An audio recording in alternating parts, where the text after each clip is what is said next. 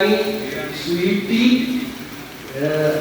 എന്നൊക്കെ പറഞ്ഞുള്ള 22 പേരുകൾ, 22 പേരാണ്, 22 അഡ്രസ്സാണ്. ഫോട്ടോ ആരുടെയാണ്?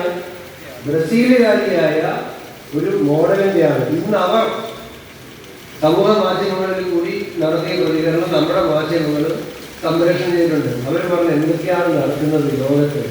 ഞാൻ ഇങ്ങനെ ഇന്ത്യ എന്ന് പറഞ്ഞ ഒരു ജനാധിപത്യ രാജ്യത്തിന്റെ തെരഞ്ഞെടുപ്പ് പ്രക്രിയയിൽ ബ്രസീലിലുള്ള ഞാൻ പങ്കാളിയായി എന്ന് പറഞ്ഞത് ഇതുവരെ തമാശയായിട്ടാണ് എനിക്ക് തോന്നുന്നത് എന്ന് ബ്രസീലിൽ ഇരുന്നുകൊണ്ട് അവർക്ക് പ്രതികരിക്കേണ്ടി വരുന്നു എന്നുള്ളത് ഇന്ത്യൻ ജനാധിപത്യം എവിടെ നിൽക്കുന്നു എന്നുള്ളതാണ്. ഇത് തുനിഞ്ഞിറങ്ങി രാഹുൽ ഗാന്ധി തുറന്നു കാട്ടിയില്ലായിരുന്നെങ്കിൽ ഇത് ഈ രൂപത്തിൽ തന്നെ ഇന്ന് ജ്ഞാനേഷ് കുമാറോ ഇലക്ഷൻ കമ്മീഷനോ കേന്ദ്രത്തിൽ അധികാരത്തിലിരിക്കുന്നവർക്കോ രാഹുൽ ഗാന്ധി നടത്തിയ 3 പത്രസമ്മേളനത്തിൽ പറഞ്ഞ ഏതെങ്കിലും കാര്യങ്ങളോട് വസ്തുതാപരമായി അതിന് മറുപടി നൽകാൻ കഴിയുമോ? ഇപ്പോൾ കിരൺ റിജു എന്ന് പറഞ്ഞ ഒരാളാണ് ആകെ ഇന്നലെ മറുപടി പറയാൻ വന്നത്. അയാൾ പറഞ്ഞത് എന്താ? നമ്മുടെ തൃശ്ശൂരെ ഗോപാലകൃഷ്ണൻ, അയാൾക്കൊരു പേരുണ്ട്, അതൊന്നും ഞാൻ പറയുന്നത്, ഞാനങ്ങനെ അതിനെ മോശം വാക്ക് ഉപയോഗിച്ച് അധിക്ഷേപിക്കുന്ന ഒരു സ്വഭാവമില്ലാത്ത ആളായതുകൊണ്ട് ഞാൻ അത്തരം വാക്കുകളൊന്നും പറയുന്നില്ല.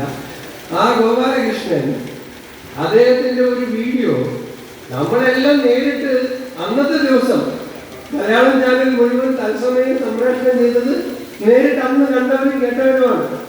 ആകെ ഇന്നലെ രാഹുൽ ഗാന്ധിക്ക് മറുപടി പറയാൻ വേണ്ടിയിട്ട് വാർത്താ സമ്മേളനം നടത്തിയ ദേശീയ മന്ത്രിസഭയിലെ അംഗമായിട്ടുള്ള കിരൺ റിജു പറഞ്ഞത് BJP നേതാവ് ഗോപാലകൃഷ്ണന്റേതായി രാഹുൽ ഗാന്ധി പ്രദർശിപ്പിച്ചത് കൃത്രിമ വീഡിയോയാണ്, കൃത്രിമമായി സൃഷ്ടിച്ചതാണ്, ഞങ്ങളുടെ നേതാവ് അങ്ങനെയൊന്നും പറഞ്ഞിട്ടില്ല എന്ന് കിരൺ റിജു അവിടെ പറഞ്ഞിട്ട് ഗോപാലകൃഷ്ണൻ ഇവിടെ പറഞ്ഞിട്ടില്ല. പറഞ്ഞോ?